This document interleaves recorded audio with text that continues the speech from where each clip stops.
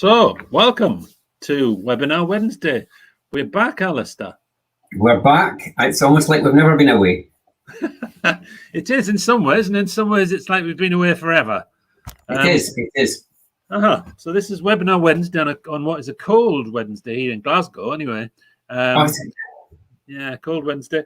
So welcome back to all those people who've seen us before here in Control Scotland's Webinar Wednesday, and a warm welcome to anyone who's joining us for the first time as well. Indeed. Yeah, should we say what we're going to do, Alistair? So yes, so we so this is the first of our the first of our monthly webinar Wednesdays, isn't it? Mm-hmm. So we've got Pauline joining us, who's our new director, and we're going to have a question and answer sort of session, have a little bit more of a chat to her, and as always, a bit of a chat about what else is going on in the world. And some of the things we're up to. Yeah, and as you say, we're going to run them a bit differently in the future in terms of monthly webinars or monthly live streams like this. But we're going to keep to the same timings, aren't we, roughly? So it'll be roughly 45 minutes for anybody who's watching us now. And there is an opportunity for you to make your own comments and or ask questions, obviously, when Pauline joins us, by just typing in the comments section in the right, what should be in the right-hand side of your screen, shouldn't it, Alistair? So it should, yeah, absolutely, yeah. Just if you're on Facebook, or if you're you just type it in the comments and it appears on screen, and we can answer your questions to the best of our ability.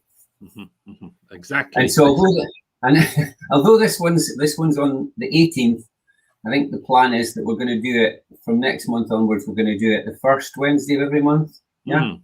First Wednesday of every month, yes. So that's when Wednesday, 11 o'clock in Control Scotland, Wednesday webinar live stream on Facebook, YouTube, and going back to Citizen Network TV as well. So join us on all those platforms. So what else have we been up to? Yeah. Have you had a nice summer? You had a good summer? I have had a good summer. It was good being away and camping, just getting back to the wild, getting out of my log cabin, getting out of this space for a little while. Yourself, I'm missing that idea of camping, because I love camping, and I haven't been this year yet for some strange reason. So yeah, like last year, even during the heaviest of lockdown, I was camping in the garden, but this year I haven't actually done it at all. As anyone who visited all our previous live streams will know. No, this year I've had a nice summer. I've got enormous sunflowers, almost reaching to the attic where this live stream comes from for me. I've got lots of tomatoes. And we've got a new addition to the family as well, Alistair. So yes, you've been not just growing sunflower flowers, growing grandchildren. Yeah, I've got a beautiful baby granddaughter, who arrived only a week ago. So that's what's a lot of what's been happening just here. Yeah, and that's the thing. Life goes on, all the rest of the stuff, and it's good to see some good stuff, some interesting stuff happening, isn't it? All over the place as well. For people getting outside and meeting up with friends and family, it's very difficult when things have been as they are. So we've been starting to plan other stuff as well. We've got Working Together for Change is supposed to be kicking off in October. We're thinking. Do you want to say a little bit more about? Maybe do that one maybe do that a little bit later on, right? Look into the future of that bit, Alistair. So Okay. Okay. And what other things have you been doing work-wise, personal-wise? Anything else you'd like to share just now? Well, we've just been doing a little bit of stuff with New Roots Home, doing some individual work round about, helping work with an individual and a family round about. Identifying ways forward for somebody that's been a long time in long stay hospital. So that's very interesting and very, very difficult work, but very interesting. Last night I went on quite an interesting webinar. It was the new film, The Reason I Jump, and it was an interview with the editor that had been arranged by J Webb, and it was quite interesting because they went into a little bit more about the kind of the whole trying to mainstream things and trying to get things from an artistic person's viewpoint rather than just how society sees people with autism. So one of the interesting things that they had was they shared this this workbook, which has been prepared by a bunch of self-advocates with autism, and it's got loads of stuff, loads of comments, suggestions about ways to make people feel included, lots of resources, lots of stuff. Where was the film made? Where was the film made, Alistair? So the film was right. I'm just going to stop sharing that one just now. So the film, it was made across different countries. So there was like 6 young people across different parts of the world, across Britain, America, Sierra Leone, and stuff. And it was kind of sort of all their stories sort of patched together. And if anybody's wanting to see it in Britain, you can't really see it at the moment anywhere, which is a bit of a problem. It's going to be, I think, the 6th of September. It's going to be in limited release in cinemas and available for streaming play, online or on Blu-ray and things like that. You can get it on Netflix USA, but you can't get it on Netflix UK yet, which is another one of these strange things that I don't quite know. Yeah. Okay. And it's called The Reason I it's called The Reason I Jump. The Reason I Jump, yeah. So it's just a reference to this, because originally it's based on a book by a Japanese teenager who tried to explain how being non-verbal and excluded in so many ways was so it was kind of his story. And what they've done with the film is apparently they've not completely followed the book, but they've patchworked in lots of, a bunch of different people's experiences. That sounds very interesting. And if anybody went to that link, would they be able to find the workbook that you would they be able to find the workbook? They would. So if you go to The Reason I Jump, just to their web page and scroll all the way down to the bottom. What we could maybe do is I'll maybe put it up on Facebook, on our web, on our Twitter page, Facebook and Twitter and Instagram. Yes, all those sorts of places, and that will be that. Excellent. That sounds good. Right. That sounds good. Okay, shall we bring Pauline on for our first webinar Wednesday? There we are. Hi, how are you? Hello. How are you doing today? I'm doing very well. I am a wee bit chilly because it's a bit cold in here. But I've got my cup of tea, so I'm ready for a chat. Okay, that's good. That's good. Excellent. So, do you want to just introduce yourself first, Pauline? Just say, just introduce yourself. Say anything that you'd like about yourself, really. Yeah. Well, hello, I'm Pauline. Pauline Lunn. I just started. I'm in my 4th week as director of In Control Scotland. Started on the 26th of July. About myself, I stay just outside Glasgow with my husband, our 2 dogs, and our tortoise, Comet. I am just really happy to be here. You'll never see me without a cuppa in my hand. I've always got a cuppa. Love a good chat and a cuppa. If I can talk about myself for ages if you want. I'm a big music geek. I am a big movie geek. I love teaching myself to play the banjo, which is really hard. Compulsive volunteer, always doing stuff, always moving, always learning, always chatting. That's good. I'm sure we could spend a whole program talking about any one of those things, Pauline. But like learning the banjo or your music or your movie. preferences. Yeah. But amazing. 4 weeks. This is your 4th week, you're saying. That's amazing, isn't it? Really, just how time flows. Yeah. It was funny. I was thinking last week actually how I feel like I've been here for 2 minutes and 2 years all at the same time. Yeah. It's funny. Yeah. But everybody's been dead welcoming and dead warm and really open, and I've had a really positive time so far. Mm-hmm, mm-hmm. Do you want to tell us about some of the other things that you've done before you got to In Control Scotland, really? Yeah, definitely. So before I came to In Control Scotland, up until very recently, I was working for a charity called Why People, where I was the head of development. So there I was responsible for quite a few different things, but mainly making sure we had enough money coming in, so doing to deliver the services. So Why People is a charity that helps people going through tough life transitions, mainly homelessness, but also young people in care and young people who are going through a kind of other tough time that might need a bit of support. So we, my wee team, we were responsible for making sure we had the money in to be able to do the services that were really important. We also oversaw practice and quality, so making sure not only that we've got the money to run the services, but they're running dead well. And also things like policy and impact. So making sure that not only did we understand the policy kind of landscape, what was happening with legislation and policy and good practice, but making sure that homeless people and young people in care could see themselves in it and make sure we could hear their voices in it.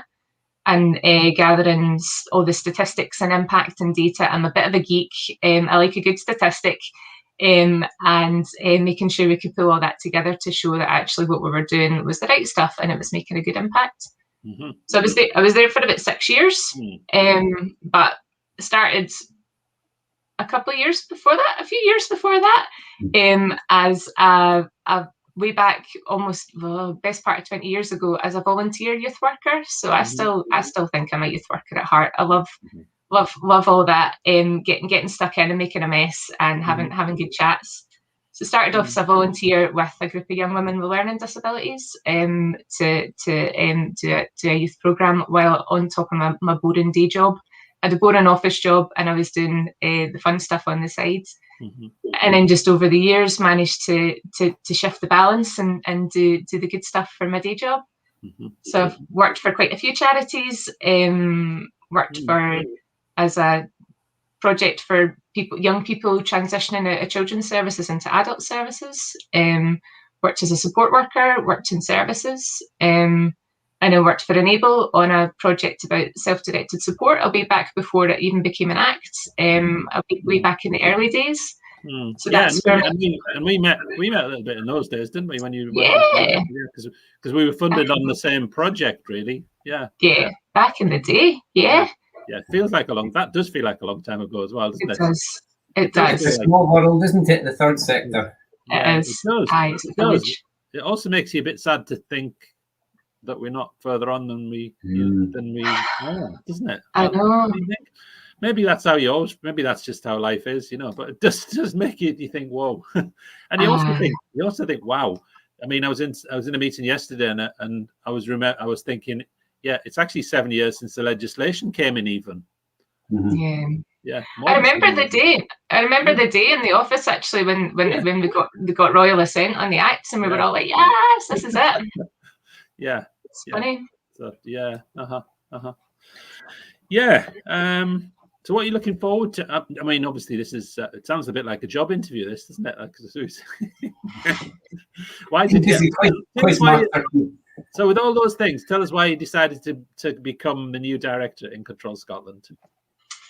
So I obviously, In Control Scotland is an organisation I've known about for quite a long time and have done wee bits of work on the fringes and on the sides. And so it wasn't a leap into the unknown for me, I suppose. It's I knew the reputation of Keith and Alistair and June and all the brilliant associates that we have and all the brilliant work that they do. So when I saw it come up, it was a no-brainer. I had to shoot my shot and see if I could come along, because the thing that working in services for homeless people and kids in care was a bit of a diversion for me. It's the first time I'd always worked in the disabilities world. I'd always worked in that kind of inclusion and participation work for people with disabilities. And I'm just on the side.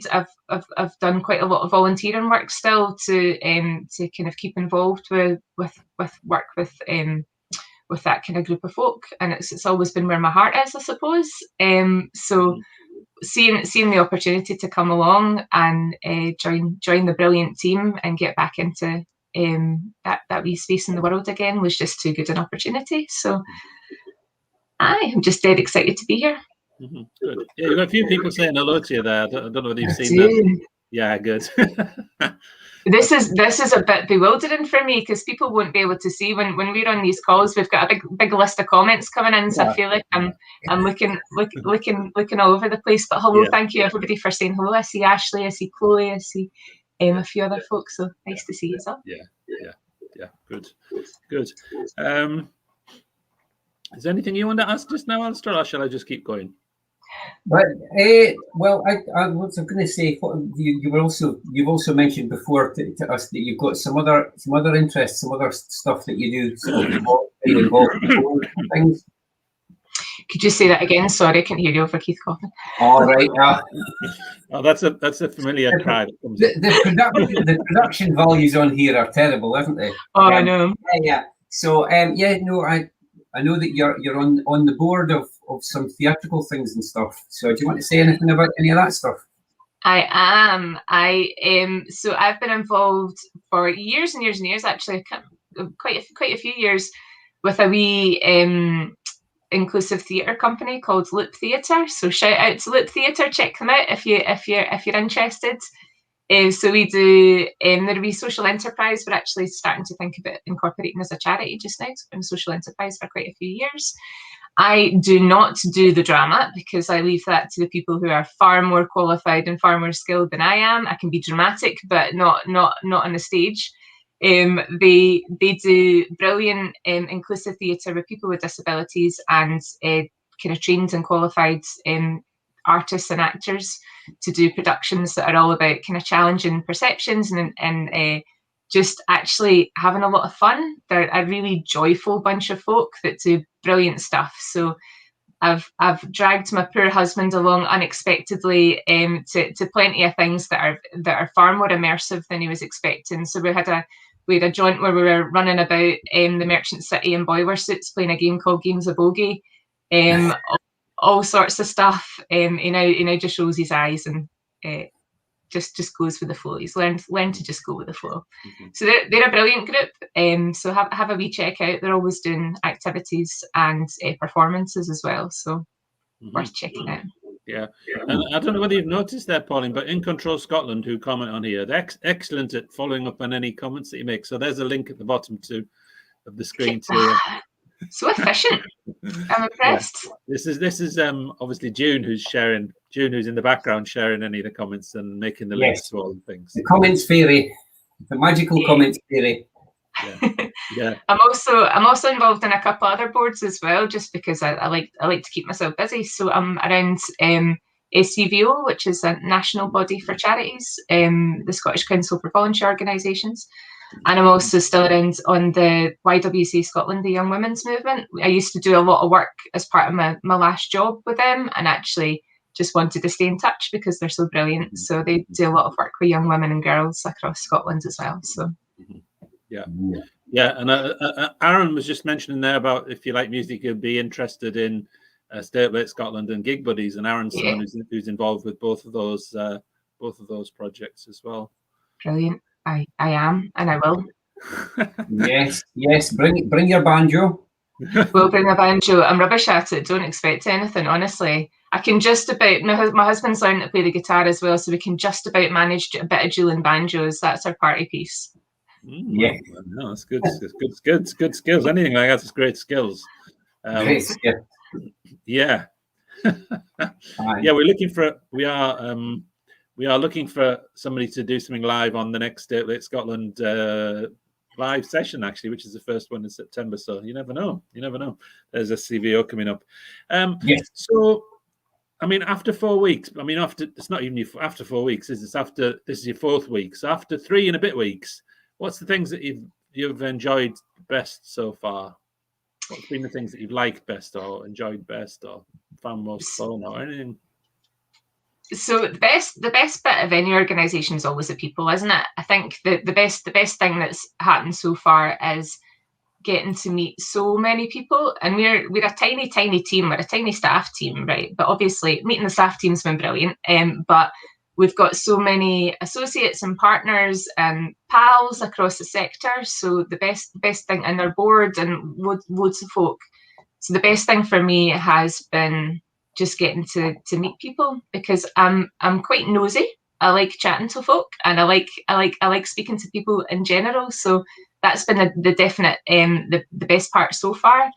But also learning a bit more about all the different programs and projects that we run has been brilliant, and hearing how much of an impact it's had for people. So hearing the amazing stories of people who've gone on a program and then have gone on to do amazing, incredible things has been brilliant. And that's only three and a bit weeks in, and I feel like I've heard so many life-changing stories so far already. It's incredible.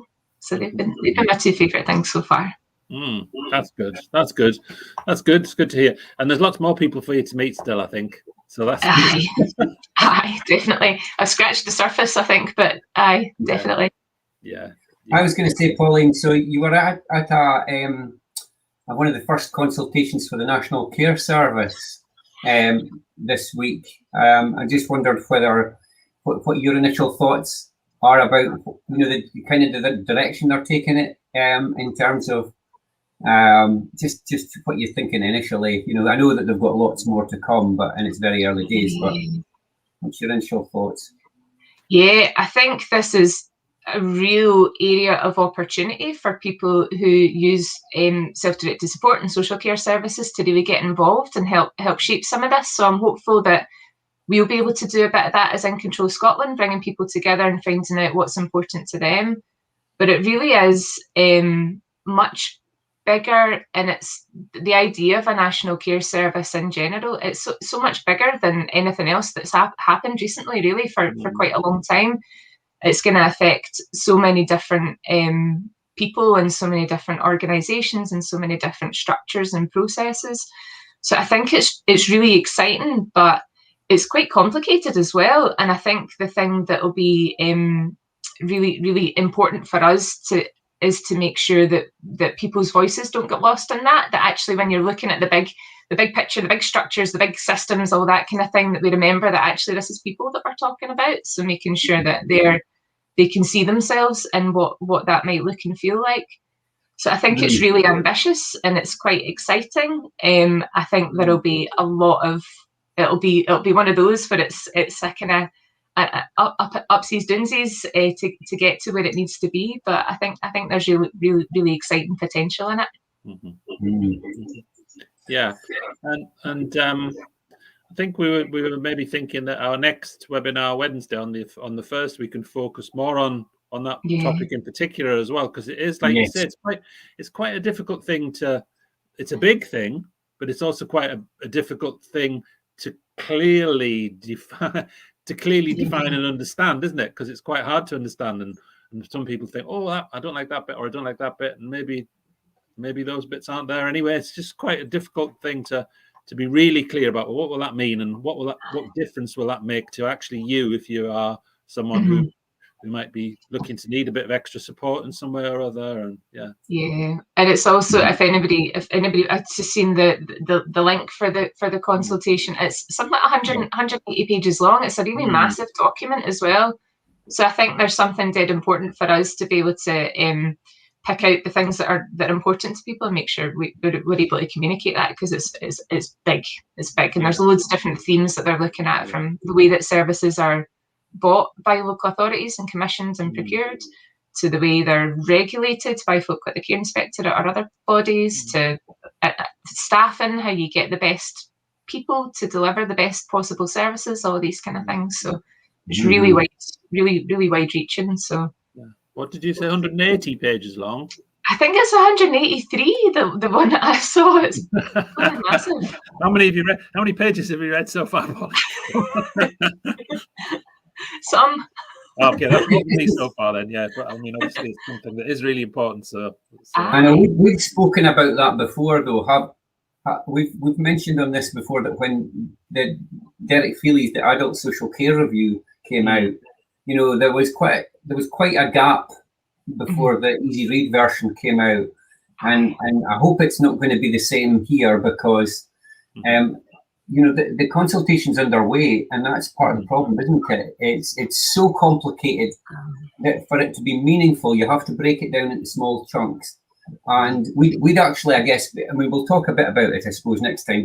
But we are talking about there's the Human Rights Town app is being launched by SCLD at the end of this month, and I was talking at the Learn Disability group that I'm part of up in Aberdeen in Aberdeenshire, and a lot of folk were saying, yeah, well, I'd like to find out a bit more, but you know, the idea of just sitting in a webinar on me, Todd, you know, it wasn't really doing it. So what we're doing is a few of us are getting together in a place so that they can join using my link, and we can have a bit of a discussion as it's going on.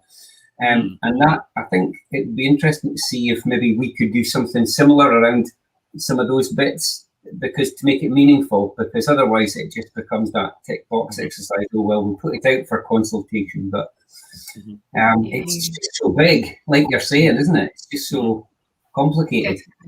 Yeah, and the Scottish Government has put out a whole pile of dates for online meetings to speak to people, but I went along to the first one on Monday, and it was really big. There was over 100 people there, so it's difficult. That's intimidating to me, let alone somebody who's maybe not used to sitting on online meetings all day, every day, like we are. So definitely making the space for people to get to grips with it, and is dead important. Yeah, so it's something we can think about as well, and just in terms of how we might be able to contribute to that. That's not a funny way to say it. Contribute to that. Yeah. Okay. You know, you mentioned the Human Rights app, Alistair. That's on the 30th, isn't it? That if anybody wants to find out more about that one. Yeah, I'll just share that. It's called Human Rights Town, isn't it? Is that right? It's an app, Human Rights Town, and you can. So SCLD's launching it, so 2 p.m. till 4 p.m. on Monday the 30th. So there's a free webinar. You can look it up on Eventbrite, or you can get the link from SCLD's website as well. So sign up if you're interested. I have, and it would be a useful addition to people's awareness of their rights, because a lot of the things that we still keep coming across in things like New Roots Home and you know, people's ability to get a decent social life, for example, is that human rights and folks being able to express those and not have those reduced unnecessarily. And so I think anything that adds to that is really, really useful. And Pauline, you've been exploring the Human Rights Consortium, haven't you, and getting in control of Scotland. Yeah. It's really interesting. So there's going to be some changes to human rights legislation coming up, and there's an organisation called the Equalities and Human Rights Commission Scotland. Is that right? Did I get that right? I think I got that right. Who are there's a few events coming up. So there's one about people with disabilities and their rights to a good environment, which some people might be interested in. And there's other events as well talking about the need for a new framework for Scotland. So it's something that's so important because it underpins everything that we do as our type of organisation, making sure that people are getting not just what they need, but what they're entitled to, and what making sure that people aren't getting a bum deal in life for their services, and making sure everybody's got the right to having a healthy, happy, great life. So it's really important.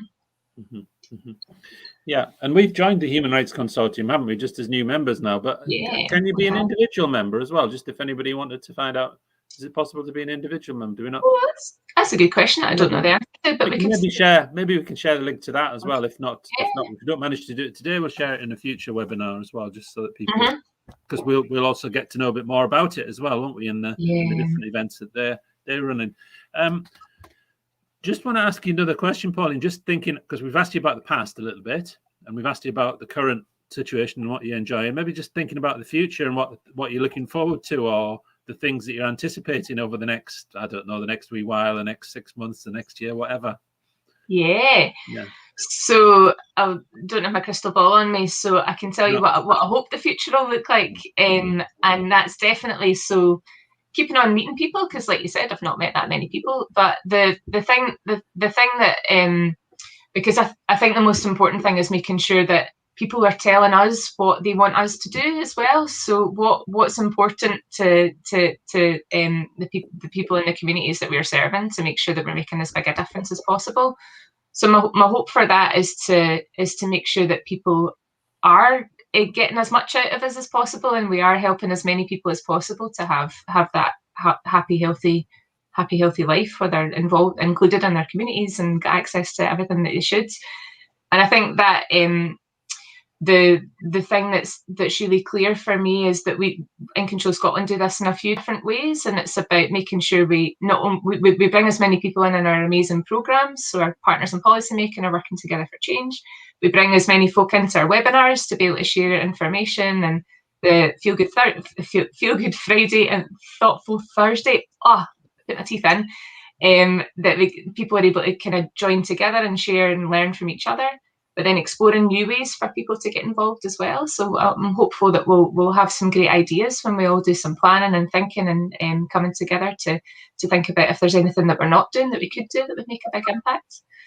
And then the other side of it as well, about how we can make sure that we're not just helping one person at a time, that we're going in and working with providers and local authorities and the Scottish Government and all those people that are making decisions about people's lives, and making sure that they're doing that in a way that's focused on human rights and getting the best for people. So helping the systems and the structures and the policies and the legislation be the best that it can be, and make sure that folk are at the heart of that. So I think there's loads of stuff that we could do to be able to work towards achieving that. All of it's very exciting, and it's for me, because I'm coming in a bit fresh. Then I've got a big blank bit of paper that I'm just keen to write stuff down on, and get out the glitter glue if we can, make it messy and colourful, and because that's the youth worker in me. Make a big old mess, and then figure out what the direction is going forward. So we're only dead soon into this wee journey, so the page is still quite blank at the moment, but I definitely you can see what the potential is and what we could do together. So yeah, okay, lots of great opportunities. So I think that's what, when I was thinking about a new director coming in or taking on the role in Control Scotland, that was what I was thinking. There's great potential there. There's so much more that needs to be done, that can be done, and that we can hopefully help to influence and improve in a positive way, and not duplicating things that other people do. Having a particular thing that In Control Scotland does, having the particular things that In Control Scotland does well, and doing more of them, and doing those things that you described really earlier, that which enable or help people in some way to have better lives as well, which is what you were describing from some of the people that you've talked to already. So well, that sounds really fantastic, doesn't it? And luckily enough, I've got a good starting point from Grandpa Keith, who's done a grand job over the last wee while, and Alistair and June as well. They're amazing folk doing amazing work. So I'm glad I don't need to come in and start from nothing, because there's so much amazing stuff already there, which we've learned and learned so much from as well, to be able to just see what's next. And one of the things we did over the summer a little bit was talk to people about some of the online activities that we've been doing. Don't we like our webinar Wednesday, which as we know, and I always say, is it's on a Wednesday, but it's not really a webinar. If it's Yeah, it's on a Wednesday, but it's more a conversation like we're having today, usually, isn't it, Alistair? So it's conversation. It is, absolutely. Yeah. Yes. But we're going to do this. So for the future, should we just talk to people a little bit about what we're going to do in the future then about things like this, following the discussions that we've had? So Alistair, I think you mentioned that from now on, that it's going to be a once a month webinar. Yeah. So we're going to do it the first Wednesday of every month. So that means that I suppose we'll have to plan our guests more carefully, because we'll only have one opportunity. So if anybody's got something that they'd like to talk about in quite a timely fashion, something that's relevant for a particular, then get in touch with us, because even if we, there's nothing to say we can't have more. Sometimes we've had a few guests on, but even if we can't get everybody on, even if we can feature what's important for you, that's going to be more important. But that's, we could have more than one guest on, couldn't we? Absolutely, Alistair. We could really live that phrase that we often say in a packed program tonight, or during the day. But in a packed program on Wednesday morning, we could have more than one guest on. Yeah, we could. We could. And we're doing the Feel Good Fridays one week and the Thoughtful Thursdays the alternate week. We're going to run that until the end of the year. And you've had some ideas, Keith, about adding different things to that. Yeah, that looks like on a once a month on a Friday, we're talking about doing some more wellbeing some relatively short but inclusive wellbeing sessions, and just really being open to anyone coming along, either exploring things like what it is that you can do to make sure you're looking after yourself, to laughter yoga, to all sorts of different things like that people might want to get involved in. So we're looking at doing those sessions online, probably on the alternative day Fridays when it's not the Feel Good Friday, if you can get your head around that. But this week is so the Feel Good Friday and Thoughtful Thursday started again already, hasn't it, Alistair? So it started last Friday, so this week it's Thursday. Yeah. Okay. Good. Okay. And we've also been thinking. So here we are. Yeah, just about suggestions, feedback, topics that people would be interested in. Yeah, definitely. Just get in touch with us about any of those things. In fact, we will just continue. It'd be really good just to continue to hear what people are thinking about these online sessions as we go on, whether they're suggestions about future ones or not, but just really any views, thoughts that you've got as we do in them. We're also just talking a bit more about something. I don't know whether you want to say anything about the citizen journalist thing that you've been talking a little bit about, Pauline. Is it? I mean, it's very early in its inception as an idea. Yeah, I suppose like when we did the feedback sessions with folk that have been on using the online activities, there was kind of two sets of stuff that people were most interested in. There was getting information and learning and that kind of like actual information sharing side of stuff, but there was also the relationships and keeping the peer networks and keeping people in touch, sometimes when they've been through quite a difficult time over the last year and a bit, as a lot of us have. But the Tuesday talks that we used to do, where we would bring in people like Danielle or Michael to do an interesting chat about something, or just about a topic that they were interested in, have been brilliant. But I've got ideas about how we could, instead of just picking that up as a once in a wee while, doing something on a less planned basis, I suppose. I think it would be really cool to make a proper project out of that, and see if we could bring together people to tell stories. Might be about disability issues, they might not be. They might be about politics, they might be about sport, they might be about music, they might be about whatever people are interested in. So I've done a wee bit of stuff in the past. It's called citizen journalism, which is a fancy name for just saying, finding out what people are interested in and then talking about it. So got a wee idea, a wee nugget of an idea in my brain somewhere that we'll explore over the next few weeks, and hopefully be able to come back and share a bit more with in time. But it's very much a wee idea at the moment. But yeah, I think it's really the Tuesday talks have been really good. They've been really valuable, but I think we could do even more. let's make a big deal of it, because they've been brilliant.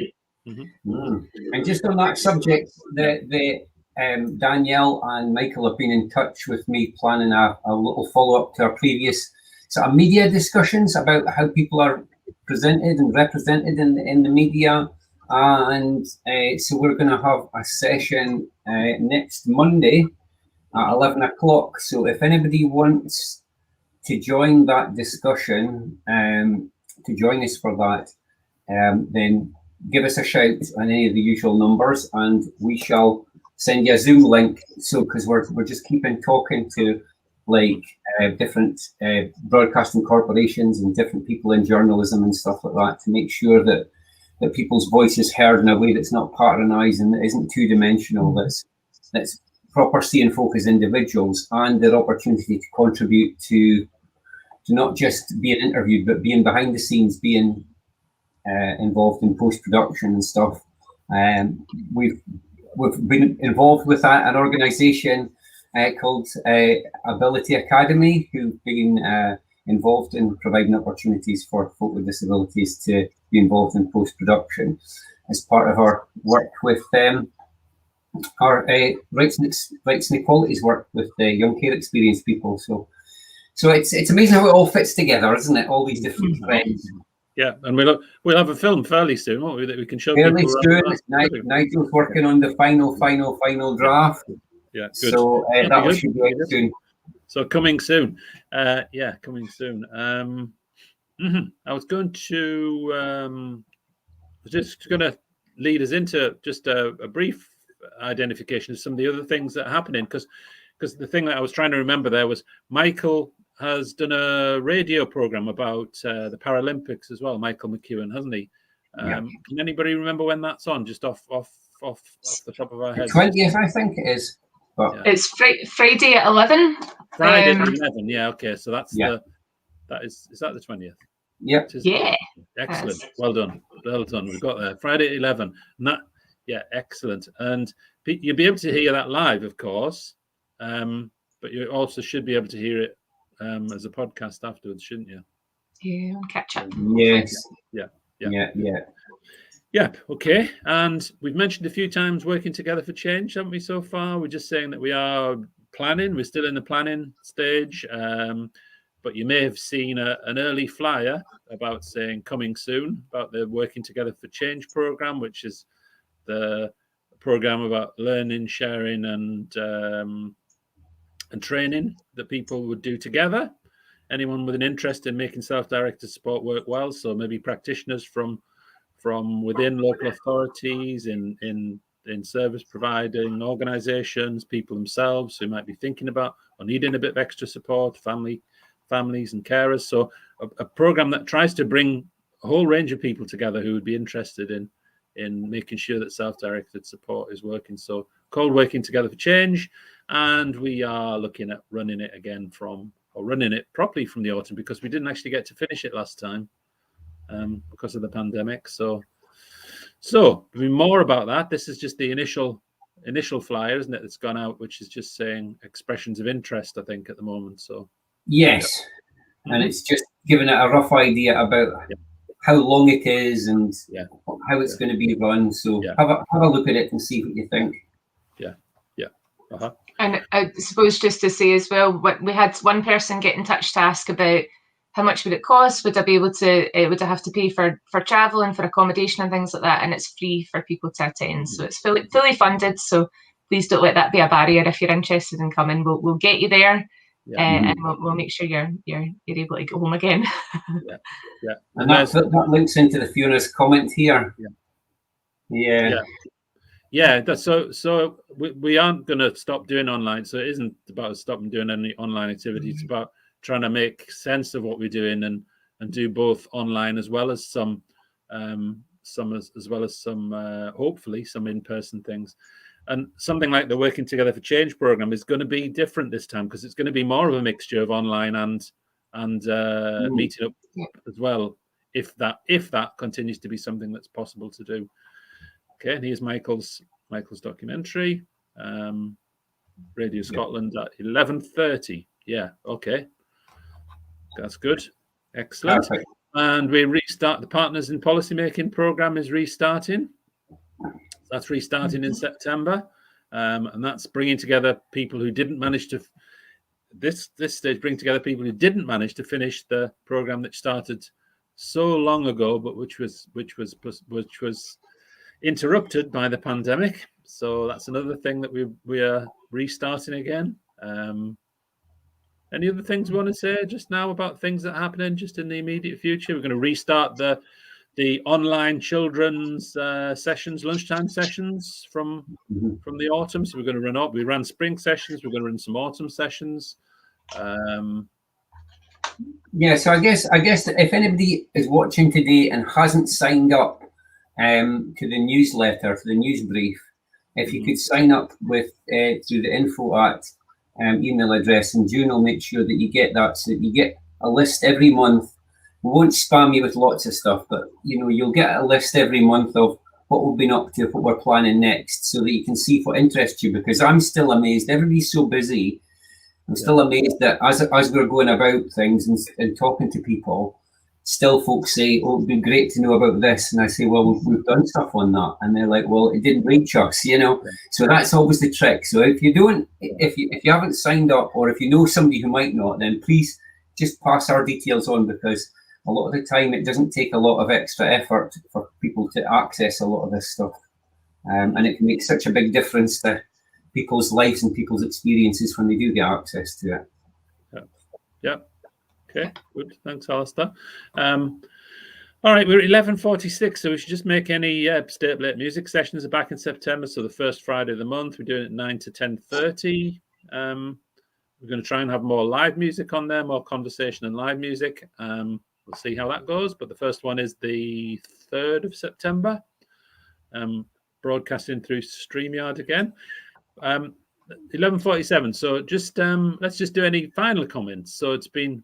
My final comments would be, it's been really nice to talk to you, not just on here, Pauline, but over the last 3 weeks, of course. And it's great to have you as the new director. And maybe I should just make that my final comment from today. And I'll go around to you, Pauline, and then to Alistair.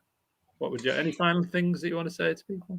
No, just thank you very much for having me. You're going to see this face a wee bit more, I think, as it wasn't as scary as I thought it would be coming onto live. So thank you for all the lovely comments, and thank you for everyone being so welcoming as well.